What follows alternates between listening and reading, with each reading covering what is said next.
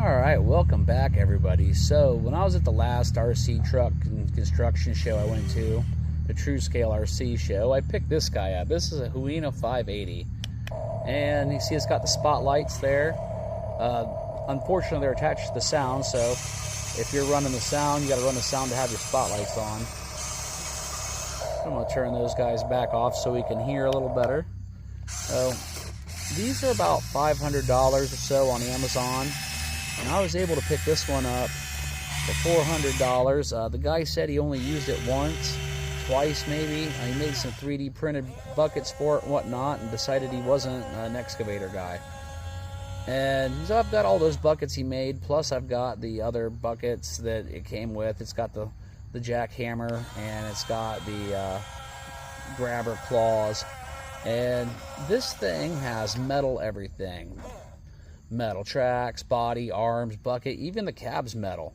Oh, the battery on it wasn't so good, so I've got it switched out to a 50C battery now. Well, let's see if we can climb up this pile.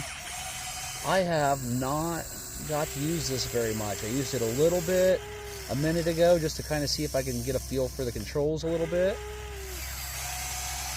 Use that, pull it on up, and you know, trying to figure it out a little bit, but other than that, I really just haven't got a chance to try it.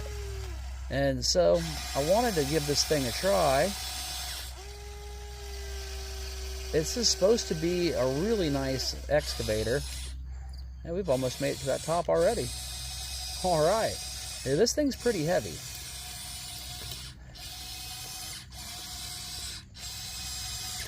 Now this is probably the closest step you can get before going to hydraulics, I think. This is a lead screw, which you can get other lead screw models, but this is the only one of the only ones that's all metal. Now they do have some others, but I believe they're all made by the same company, the Top Race and the Double E.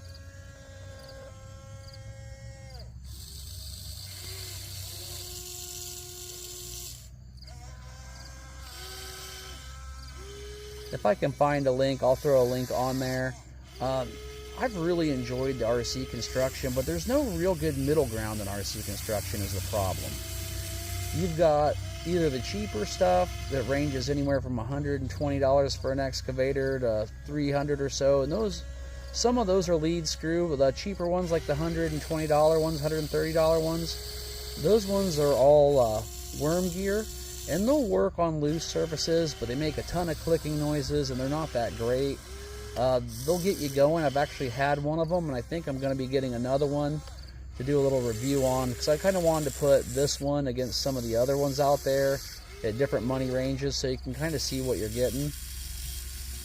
But with this one, I believe they make a hydraulic conversion kit for it, which is nice if I want to go that route, because a hydraulic excavator of this size, they're going to run you anywhere between $1,300 to $2,000, $1,300 to $2,000. I mean, it's very expensive getting into hydraulic machinery. I've got a couple pieces and I love them, but you know, at that price you can only buy them every so often. And this thing's actually good enough where it'll actually dig, get around, and it's heavy. It's really nice having all the metal stuff. I've grown to really like the metal construction equipment a lot better. And there's a ton of options for buckets for this thing too. They make different grabber claws for it, ground tampers. They even have a bucket that has a little trommel built into it, a little trommel sifting drum type deal.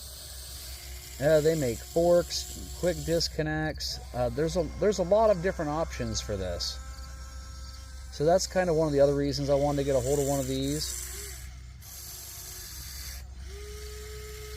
And yeah, the guy I got it from said he only dug in rubber with it. He never took it in the dirt, and I much prefer dirt myself. But you know, I just wanted to give this thing a run, go over what I thought about it, and tell you there's probably going to be some more upcoming videos of it, obviously. Alright, let's see if we can get back down here without tipping.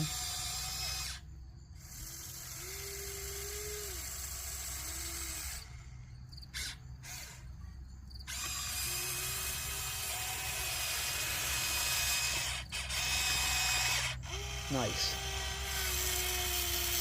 I'm alright with that. And I want to do a comparison. I've got a digital scale I'd like to take and hook it up. It's a pull scale, and I'd like to hook this thing up and just see, you know, how much weight it can lift, and do that with a couple of the other ones. That way you can really get a feeling for them and, you know, see what different ones have different options for different price values. So that's going to be an upcoming video. And I'll give you a little wave goodbye here. And we're going to turn around and get out of here.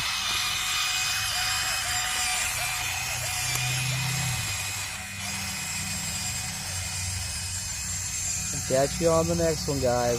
Later.